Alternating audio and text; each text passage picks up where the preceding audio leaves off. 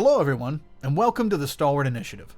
I'm Kyle, and today we're back for our second review of Unearthed Arcana 2020 Subclasses Part 3. Today we're going to be taking a look at the Druid Circle of Stars, and an ancient lineage. The Circle of Stars allows Druids to draw on the power of starlight. These Druids have tracked heavenly patterns since time immemorial, discovering secrets hidden amid the constellations. By revealing and understanding these secrets, the Circle of the Stars seeks to harness the powers of the cosmos. Many Druids of this circle keep detailed records of the stars and their effects on the world. Some groups document these observations at megalithic sites, which serve as enigmatic libraries of lore. Just throw all these complicated words at me, sure. These repositories might take the form of stone circles, pyramids, petroglyphs, and underground temples. Any construction durable enough to protect the circle's sacred knowledge even against a great cataclysm. So you get these, like all other Druid circles, you get your Druid circle at level 2, and the first feature you get with the circle is Star Map. You've created a star map as part of your study of the heavens. The map is a tiny object and can serve as a spellcasting focus for your Druid spells. You decide what form the object takes, or you can determine what it is by rolling on the star map table. And there's some pretty sweet options here, flavor-wise. So there is a scroll of living wood that aligns with heavenly bodies. There's a stone tablet with fine holes drilled through it. A speckled owlbear hide tooled with raised marks, a collection of maps bound in an ebony cover, a crystal that projects starry patterns when placed before a light. I really like that one. And tempered glass discs that align to depict constellations. So a nice little variety there of ideas for you. You can obviously do your own. If you lose your map, you can perform a 1-hour ceremony to magically create a replacement. This ceremony can be performed during a short or long rest, and it destroys the previous map. That's nice that you can do this alongside resting, so you don't actually have to take an hour of the rest of the party's time to do it. You just do it during a rest. Pretty sweet. Love this feature right here. You can cast Augury and Guiding Bolt spells without expending a spell slot and without preparing the spells, provided you use the star map as the spellcasting focus. You can cast a spell from the map in this way a number of times equal to your wisdom modifier, minimum of 1, and you regain all expended uses when you finish a long rest. So this is fantastic, one, because you don't normally get Guiding Bolt as a druid, and I'm just gushing over Guiding Bolt. Guiding Bolt is a great level 1 spell. It scales well, it does radiant damage, and it also helps your party, and the next person that tries to attack the target that you hit has advantage on that attack. So, very cool. Augury is a cool thematic, soothsayer ability that might allow you to learn some things about some events that are coming up. So those are both cool. And the fact that it scales on your wisdom modifier, which means that you're typically looking at, well, at level 2, you're probably looking at it 2 to 4 times per long rest. You get free spells with that. I like it. Good level 2 feature. So also at level 2, you get Starry Form. You gain the ability to harness Constellation's power to alter your form. As an action, you can expend a use of your Wild Shape feature to take on a starry form rather than transforming into a beast. While in your starry form, you retain your game statistics, but your body takes on a luminous, star-like quality. Your joints glimmer like stars, and glowing lines connect them as on a star chart. This form sheds bright light in a 10-foot radius, and dim light for an additional 10 feet. The form lasts for 10 minutes, or until you're incapacitated. Whenever you assume your starry form, choose which of the following constellations glimmers on your body. Your choice gives you certain benefits while in the form. So this is nice that it's giving you another function for your Wild Shape. So as everyone knows who's played a Druid or who's deep in D&D, is that the Moon Druid is really the only Druid that's been released so far that's really got a great Wild Shape use, because they get, they are just a better Wild Shaper. So having these new ways to use your wild shape is pretty sweet. And the starry form is versatile, very versatile, and I think it's cool. It could probably use a little love, but let's see what features it's come stock with so far. So you can make these your starry form, these stars on you. You can make the constellations kind of pop, and you can pick which benefits. So the chalice is a constellation of a life-giving goblet appears on you. Whenever you cast a spell using a spell slot that restores hit points to a creature, you or another creature within 30 feet of you can regain hit points equal to 1d8 plus half your level in this class. So already, this is pretty nice. You're getting dual action healing. So if you want to be the healer type druid, you can use this. Anytime you use Healing Word or Cure Wounds on somebody, you can also heal somebody else, including yourself. So 1d8 plus half your level in Druid. So that's going to scale to from 1 to 10 extra points in addition to the d8. So that's pretty nice. It's scaling and it's free healing. So that's nice. And of course you also shed the light as stated before. So you can have that, or you can choose to have the Archer constellation. It's a constellation of an archer appears on you. You gain a bonus action that you can use to make a ranged spell attack, hurling a luminous arrow that targets a creature you can see within 60 feet of you. On a hit, the attack deals radiant damage equal to 1d8 plus your wisdom modifier. So that's nice. A bonus action attack. You, as a wizard who is not really transforming into beasts, well, I guess the only one who can really use their bonus action to transform into beasts is the Moon Druid. But as a druid, not wizard, my bad, it just gives you that extra use for your bonus action that isn't casting a bonus action spell. And 1d8 plus your wisdom modifier for a secondary attack is not too shabby. Especially, now here's my question. As a bonus action, you can use a ranged spell attack. Hurling, it doesn't say that you can't. Okay.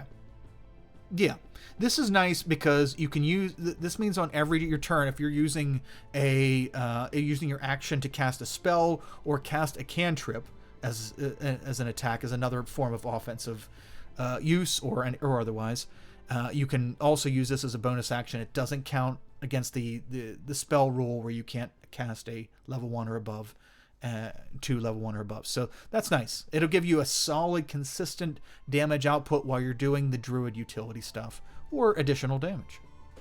So that's cool. Also, the third one is the dragon. A constellation of a wise ancient dragon appears on you. When you make an intelligence or wisdom check or a constitution saving throw to maintain concentration on a spell, you can treat a roll of 9 or lower on the d20s as a 10. This is being the third feature. So your first feature is hey, I can heal better. Second one is, hey, I can do some more damage. The third one is, hey, utility wise, I am better. So intelligence or wisdom checks. So now you're looking at perception checks. You're looking at investigation checks. You're looking at insight checks. There's multiple checks that are affected with this, which are sweet. And constitution saving throws to maintain concentration on a spell. This, for the most part, makes you just pass them, which is crucial because the druid uses a lot of concentration spells. And the fact that it makes it no lower than a 10 on your roll, so that you have to roll above a 10 anyway, or a 10 or higher. It's based on the damage that you're dealt. Whichever's higher, the 10 or half the damage you're dealt. So you have to get above a 10 anyway, in any case. So this means that you automatically pass it if it's just the 10. If you don't take more than 21 damage or more. I might be a little confusing, but anyway, this really, really helps you pass your concentration checks. So very nice, very useful.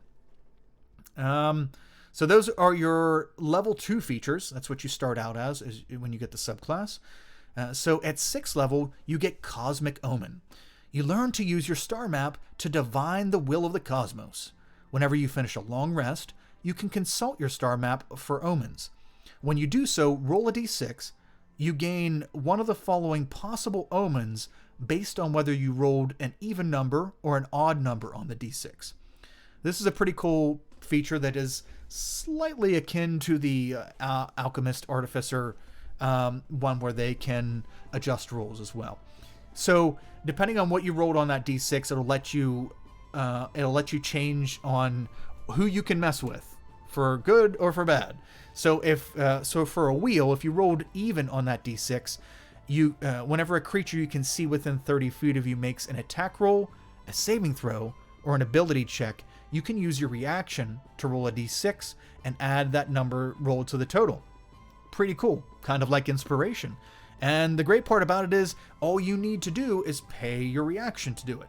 And things like initiative. Initiative is an ability check.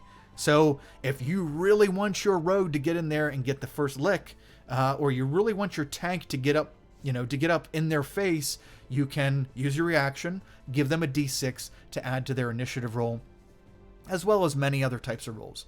Like saving throws, can really help somebody in a clutch saving throw not die. That's helpful. The other option is woe. If you rolled odd, whenever you see a creature, or whenever a creature you can see within 30 feet of you makes an attack roll, saving throw, or an ability check, you can use your reaction to roll a d6 and subtract the number from the total. So this is basically messing with people. So you can, the enemy is coming in and they're attacking, and you're looking at that and you're like, oh, that really can't, I really don't want that to hit whoever, one of your allies or yourself. You can use that d6 to subtract from their roll.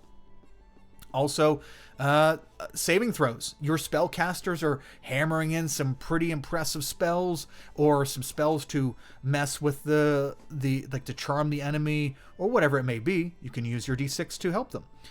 And for either of these options, you can use this reaction a number of times equal to your wisdom modifier, and you regain all expended uses when you finish a long rest. So at level 6, you're probably looking between 3 and 5 as your wisdom modifier, so you can use this like 3 to 5 times per long rest.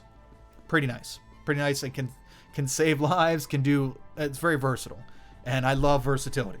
So very nice. This in general is a very versatile druid. It's not hugely powerful, but it's very versatile. So let's take a look at level 10. Level 10's full of stars. While your starry form feature is active, you become partially incorporeal, giving you resistance to bludgeoning, piercing, and slashing damage. This is a very nice thing. It helps you stay alive more, makes you tankier, and also doesn't save from weapons, which is cool, because you want it from all bludgeoning, piercing, and slashing damage, even magical. Pretty sweet. So that's a nice level 10 feature. Nothing flashy, but great for survivability. And then they give you a roll tip here for resistances and how that works. And what else we have here? So 14th level is Starflare. Your connection to the cosmos allows you to conjure brilliant starlight. As an action, you conjure a burst of light in a 30-foot radius sphere centered on a point you can see within 120 feet of you. You can immediately teleport each willing creature in the sphere to an unoccupied space within 30 feet of it. Each creature remaining in the sphere must succeed on a Constitution saving throw against your spell save DC, or take 4d8 radiant damage and be blinded until the end of your next turn. Once you have used this action, you can't use it again until you finish a long rest, or until you expend a spell slot of 5th level or higher to use it again.